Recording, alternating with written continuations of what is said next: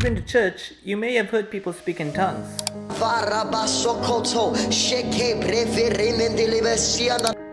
So is this biblical? Well, for that we have to go to the scriptures, and you can see the first demonstration of people speaking in tongues in Acts chapter 2.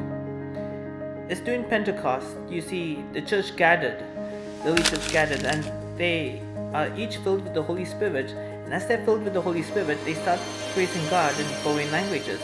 This catches the attention of the crowd outside who are visiting for that festival. And so Apostle Peter uses this to explain that this is a sign from God. He explains how from Joel chapter 2, God prophesies that He will one day pour out His Spirit on all flesh. And He starts explaining the gospel to them, and many of them accepted Christ.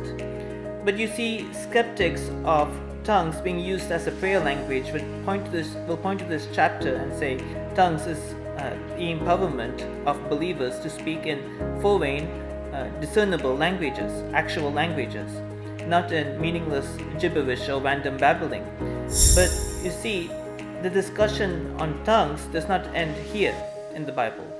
Instead, it can be extended to 1 Corinthians chapter 14, where the Apostle Paul writes in verse 2, saying, quote unquote, "He that speaks in an unknown tongue speaks not to men." So this is not the version of tongues being described in Acts chapter 2, where other people can understand. No, this is a different type of tongues. He says, "He that speaks in an unknown tongue speaks not to men, but to God, for no man understands him. However, in the Spirit he speaks mysteries."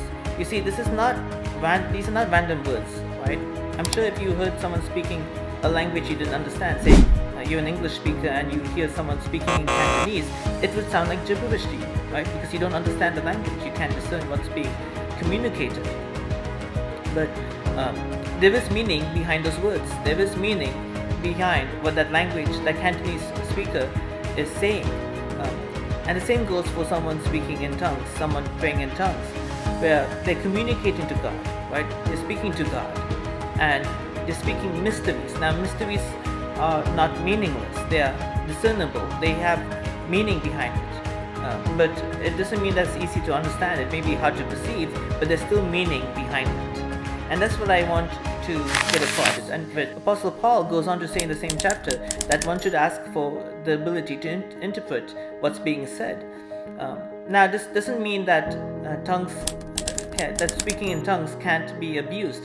On the contrary, Apostle Paul actually sets out guidelines so that when there's a church gathering, only 2 or 3 people should be speaking in tongues, and even then there should be an interpreter, so that what's being said or what's being communicated in this version of tongues can be communicated or interpreted for the whole congregation to understand, so that it might be profitable for them. And so Apostle Paul goes on further to say in verse 18, quote unquote, "I thank my God, I speak with tongues more than you all.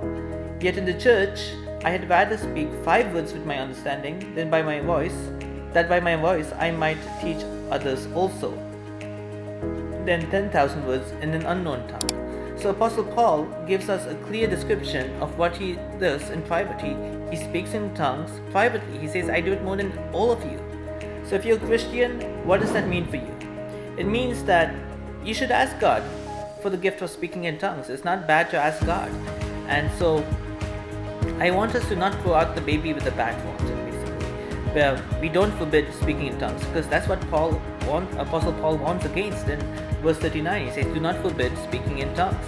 But at the same time, he does command that there should be, even like when there's a maximum of 3 people speaking in tongues in the church congregation, there should be an interpreter to interpret what's being said. So thank you for listening, and God bless you.